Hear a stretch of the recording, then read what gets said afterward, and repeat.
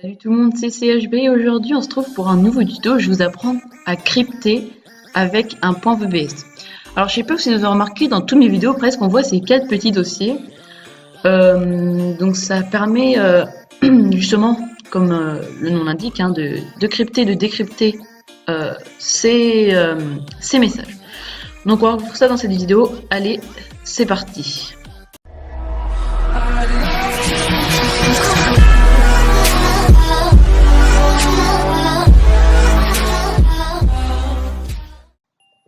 Donc voilà, on se retrouve pour le tuto. Donc c'est très simple. On va tout simplement créer un fichier donc .vbs donc, comme ceci. Donc vous l'appelez comme vous voulez. Donc moi je vous conseille plutôt pour bien s'y retrouver de l'appeler crypté comme ceci. Voilà. Attendez, c'est parce que moi j'en ai déjà un. Je vais l'appeler plutôt du coup crypté tuto.vbs. Voilà, excusez-moi. Donc, comment ça se passait?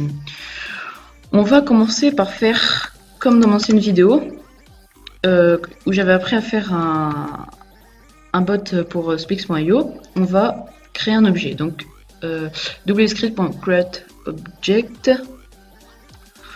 et on va faire exactement pareil, wscript.shell. Alors, il faut savoir que à la place W, vous pouvez mettre la lettre que vous voulez, hein.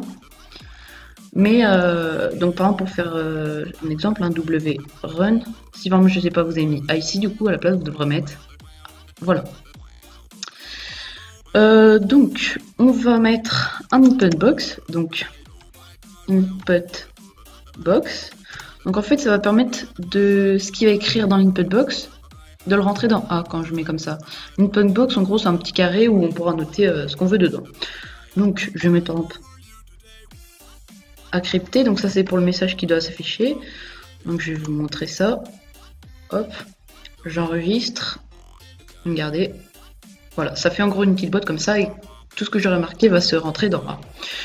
Donc déjà si on veut que ça se ferme, on va faire donc if A égale hop hop then, donc si A est égal à rien, donc ce qui est entre guillemets là, rien du tout, wscript.quit, donc ça c'est juste pour quitter le point VBS, et donc là un if, c'est très important pour dire que c'est fini.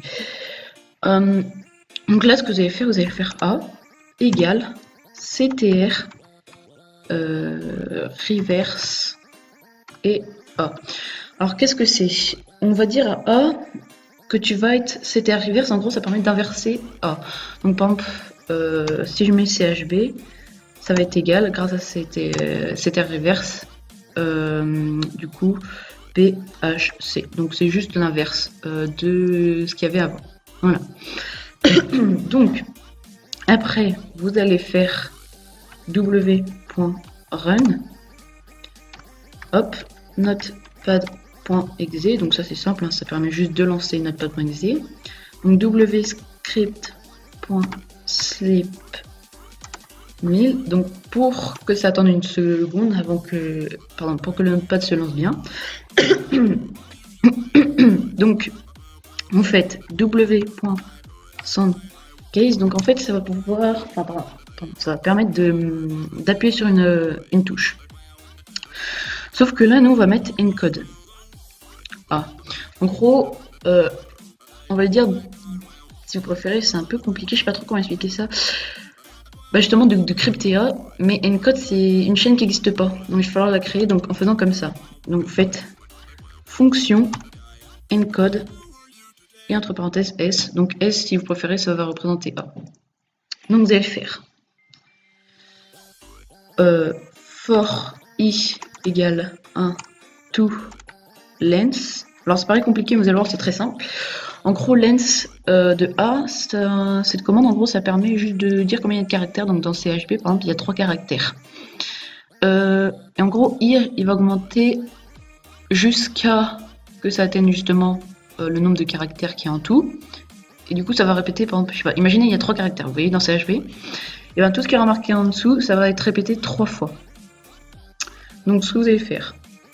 Voilà, donc désolé j'étais en train de rembrancher mon ordi parce qu'il avait plus de batterie. Voilà. Donc là, vous allez marquer car égale MID, donc S, virgule, I, virgule.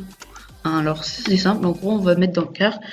En gros ça permet juste de séparer les caractères. Donc S c'est pour dire sur, par exemple, je sais pas, c'est HB, tu prends le caractère et vous savez que ça monte à chaque fois de 1, numéro 1, et tu prends combien de caractères, ce qui peut prendre 3, 2, enfin autant que vous voulez, on lui dit d'en prendre que 1. Alors vous allez mettre new text égal. Alors très important, vous pouvez pas mettre juste new parce que ça va être considéré comme une commande. Voilà. Donc vous allez faire new text égale car. Pourquoi j'ai pas fait tout simplement new text égale MID? On verra ça juste après. Donc vous allez faire new text égale, et là vous allez marquer ça CHR AIC new txt hop plus 3. En gros là ça va le mettre en error level. En gros chaque touche c'est pour faire un nombre. Imaginons A c'est le nombre 65, je veux dire de le rajouter 3 et après de la retransformer en touche, donc ça va redevenir une autre lettre. Voilà. Après vous allez faire if car égale Z. Alors parce qu'en fait les Z et les X ça passe pas, donc il va falloir faire cette commande. Donc zen, vous allez lui dire de faire new txt égale, entre guillemets, très important, 2. Pas 1, très important, c'est que 2 0 qu'on va pouvoir mettre. Donc and if, donc je vais copier cette ligne. Je vais faire pareil pour x. Donc x 0 et vous allez faire coded égale coded et new text. En gros, à chaque fois ça va permettre de rajouter un caractère. Voilà, donc vous allez faire next. Donc une fois que la boucle for sera terminée, vous allez lui faire encode égale coded et vous allez faire and function. Voilà, c'est tout simple. Donc je crois que là c'est terminé pour le crypter. On va regarder ça tout de suite. Donc je sais pas, je tape un peu, par exemple, non, on va quand même taper quelque chose de, par exemple, CHB programmeur. Il n'y a pas les accents par contre, donc on va taper des noms qui n'existent pas en Xavier, on va dire ça comme ça. Et Rosen par exemple, donc ANZ. Donc je fais OK. Et on voit qu'il y a le code donc, qui apparaît dans le notepad. Voilà. Donc c'est un peu incompréhensible. Donc pour faire le décrypter, si on va le laisser, parce que pour le décrypter, en fait, on va copier notre ancien dossier, on va le coller. Donc décrypter tuto, modifier. Donc là, à décrypter. Et ici, au lieu de mettre x, vous allez juste inverser 0, x, 2, z. Et ici, vous allez mettre moins 3. Donc, normalement, je crois que c'est bon. Après, vous pouvez rajouter un mot de passe. Pour rajouter un mot de passe, c'est très simple. Ouais, non. Enfin, vous faites en gros un MDP égale, vous cryptez votre mot de passe. Après, vous faites MDP du coup égale CTR reverse comme on a fait ici. Donc, MDP égale CTR, voilà, reverse, tout ça. Et vous faites MDP égale encode. Vous savez, donc là, il va être décrypté. Vous lui dites, donc vous faites un input box où il doit entrer le mot de passe. Et si le mot de passe, donc après, vous faites if MDP, par exemple 2, c'est pour l'input box, n'est pas égal, et très important de faire comme ça, et MDP, zen, bah du coup, je sais pas, vous marquez message box, donc qui peut afficher une petite page, ou password, et après vous faites wscript.kit. Donc voilà. Donc on va tester ça tout de suite. Donc je copie le code que j'ai marqué ici, on va voir si ça a marché, décrypter, je colle, et voilà, ça a marché. Donc j'espère que ce tuto vous aura plu. Donc si vous a plu, n'hésitez pas à vous abonner et à lâcher un like. Allez, à bientôt pour un nouveau tuto.